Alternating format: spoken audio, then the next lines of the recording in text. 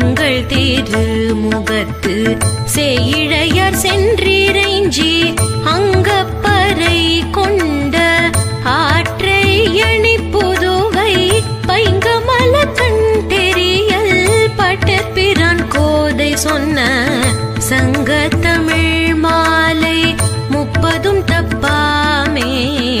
இங்கே இப்பரிசூரை பார் 2 மால்வர்